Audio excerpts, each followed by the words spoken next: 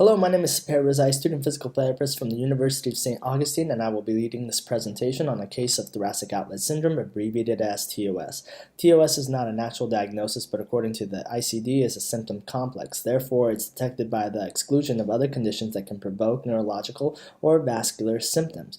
It has an incidence rate of 8%, with 95% of the cases more likely to be neurological in nature. Few current treatment options. Cardiovascular Medicine 2009. There are three sites of entrapment that can occur that can bring about symptoms. The first site being between the anterior and middle scalene, the second site being in the costoclavicular space between the clavicle and the first rib, and the third site being subcoracoid tunnel under the pectoralis minor tendon. The purpose of this presentation is to highlight how to analyze a complex case that presents with TOS and come up with an effective treatment plan.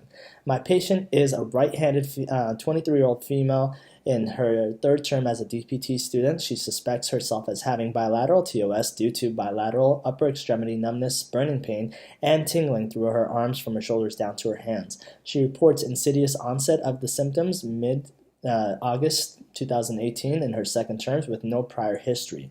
Symptoms on the right are worse than her left. Her numbness and tingling are aggravated more as she depresses her shoulders down and back when trying to correct her posture or in a pec stretch like position, like reaching behind or up above.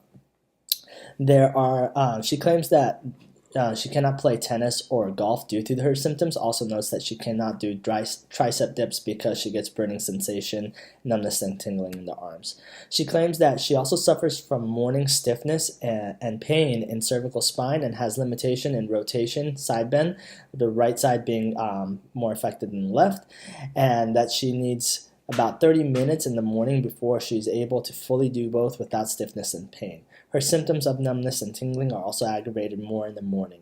She sleeps on her right side mostly at night. Missioner et al. J-Sport Rehabilitation 2011 found great responsiveness of numeric pain rating scale, NPRS, in patients with shoulder pain when utilized. The scale has a gradient of 0 being no pain and 10 being the worst pain imaginable. On the NPRS, she rates her pain at worst ever being at an 8 out of 10 when it was severely aggravated. But generally, it's usually a 5 out of 10 in the mornings and a 2 out of 10 at her best, which is usually throughout the day other than in the morning. She does not take any pain medication and just avoids aggravating positions for the pain. She wears her backpack 7 days a week and sits usually in class to study in front of her laptop. States that she's usually in a bad posture. Also, that when she's wearing her backpack, she can't abduct her arms more than 90 degrees before feeling symptoms in her arms.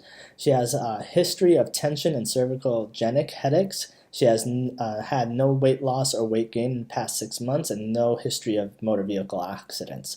She does not smoke but drinks 5 alcoholic beverages per week. She tries to work out at least 3 times a week. Her goal is to not have symptoms limiting or causing discomfort with any of her activities. She would also like to wake up in the mornings without stiffness and pain in her neck. I offered her to fill out a quick outcome measure of Quick Dash and to better understand the limitations of her physical function and level of disability of her symptoms on her life. Angst et al. Quality of Life Research 2009 found Quick Dash to have high validity in analyzing limitations in shoulder, arms, hands. It is an 11 question on a 5-point response scale option. After calculating the score, 0 would be if she had no disability and 100 being the most severe disability. The patient scored her at a 20.5. Initial observation of her standing posture showed slight forward head and rounding of the shoulder. Left shoulder was higher than the right, bilateral scapular winging, loss of kyphosis in thoracic spine. She was breathing through her chest and not her diaphragm, and when I noted that to her, she said that this is how she normally breathes, and it was a hard time for her to switch to diaphragmatic breathing. There was also an increase in lumbar lordosis. Upper cervical ligament testing showed no laxity in any of her ligaments. Vertebral and intercarotid artery test shows negative. Slump test also showed negative. She had limited active range of motion in all motions in her cervical spine with painful end feel with side bending to the left. There was severe limitation both in active and passive range of motion throughout her thoracic spine. There was excess motion in her lumbar spine, hinging at L3-4 segment, with juddering and painful pinch when actively going into back extension. However, passively there was no pain, but still hinging at L3-4. There was a significant rib hump as she was forward bending. The rib hump was on her right side. It was implying dextroscoliosis, which was also felt in the curvature of her spine. Supine to sit test showed positive for leg length discrepancy, with left leg being longer in both supine and seated position. I performed some passive range segmental mobility testing and found hypomobility in cervical spine with painful end feel in C5 through C7 in all motions. Hypermobility in C7-T1, severe hypomobility in T3 to T7 segments, bilateral first rib hypomobility, left side being worse and left side also being elevated higher than her right side. The left side was also very painful to the test and painful to even 25% of the range mobilization. There was hypermobility found also in her L3-4 segment.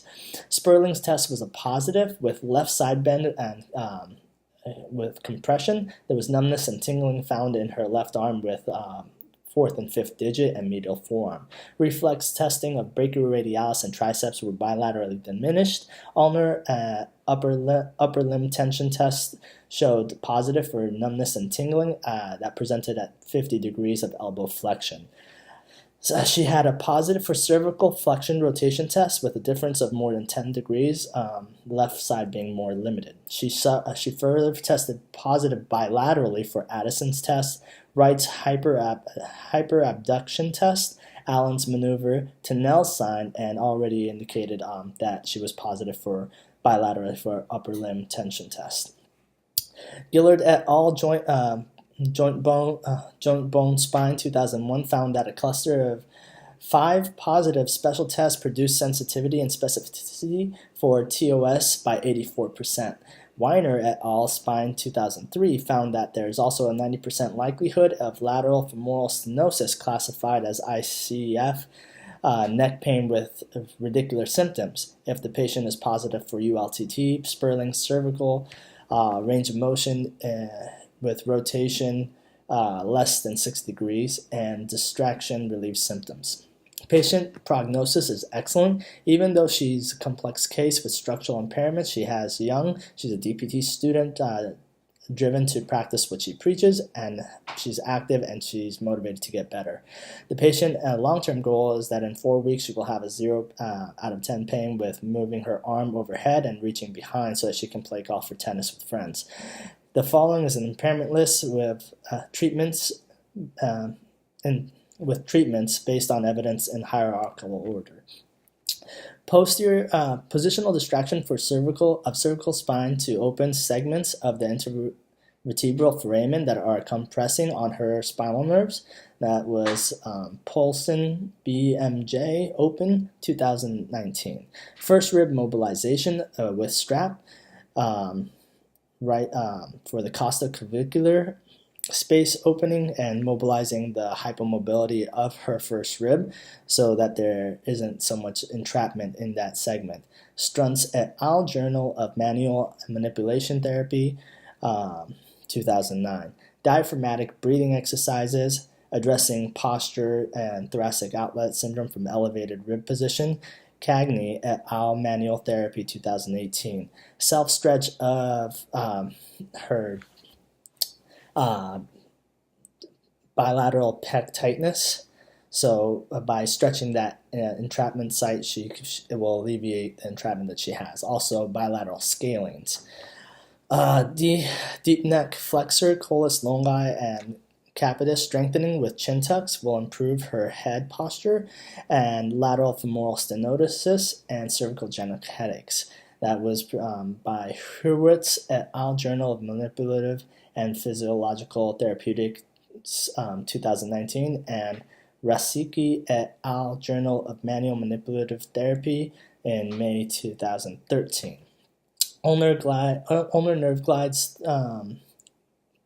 progressing to tensioners as she progresses to mobilize the nerve through the entrapment sites, thoracic extension over foraminal, 2 sets of 10 to mobilize her thoracic spine for addressing her hypomobility, stretching her left pair of spinals since they were found to be shortened due to her scoliosis.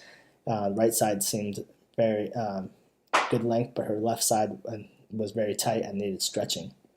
And while laying on a physio ball, maintaining thoracic extension, she can perform Ys and Ts and Ws to help with the rounding of her shoulder and her shortened pec minor that is kind of overpowering and keeping her in that position. Other than that, I had given her some ergonomic recommendations. So instead of wearing a backpack, I recommended that she use a rolling backpack so that she's not compressing, depressing her shoulders down with the heavy weight of her backpack. I also recommended to her to practice diaphragmatic breathing at all times so that it becomes habitual, and a shoe lift in her right for her right shoe if since there was a leg length discrepancies, and hope to minimize somewhat of the curvature that she's having by leaning the other way. Thank you.